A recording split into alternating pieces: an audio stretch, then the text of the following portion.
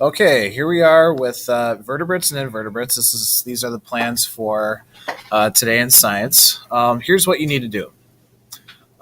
You are going to investigate or study an animal family of invertebrates or an animal family of invertebrates. Okay, so here's what it says. You and your partner will become experts on two animal groups that are assigned to you, and you'll create a Google drawing or a Pictochart to share with the class. I'll also let you create a Google site if you want to as well.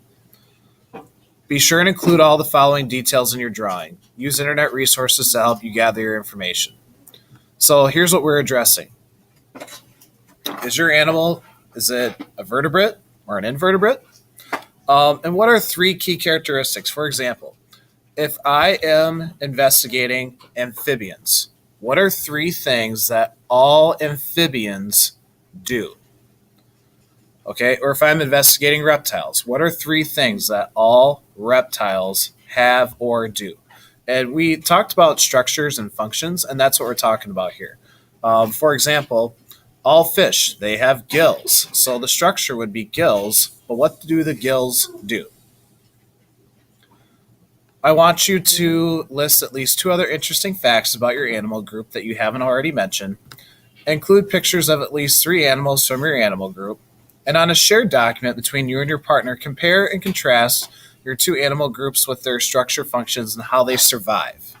Because how an octopus survives is a lot different than how a fish would survive or how a spider would survive. But yet they still have the same or similar body systems. So on my screen, you can see there are all the animal groups. Pick one. Your partner can pick another. And with that, you can just see, do your investigation. And here we have the structure and system. And then we have the functions with how it works, along with the interesting facts. I have links listed here where you can find information easily. And then here are two samples. Here's one on fish. Okay, they have the structure functions. They have the a fish versus a bird. They have different characteristics of it. They have different facts.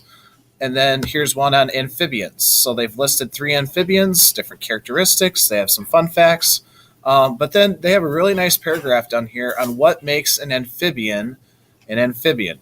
Okay, because what amphibians have are a lot different than what an arachnid would have, or what an insect would have, or what a mammal would have. Okay, so really dig deep with what you can find.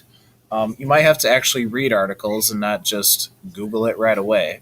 But for today, I think you would be able to get a lot of information done as far as the individual part. I'm going to have you work for about 20-25 minutes by yourself before you team up with a partner. On Friday, that's when you will probably do the work with a partner and how you're going to compare and contrast. If you want to work by yourself, you can. More power to you.